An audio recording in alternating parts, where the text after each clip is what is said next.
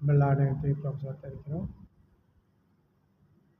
நாங்களும் ஜபத்திலும் தேவ வசனத்தை போதிக்கிற ஊழியத்திலும் இடைவிடாமல் தரித்திருப்போம்.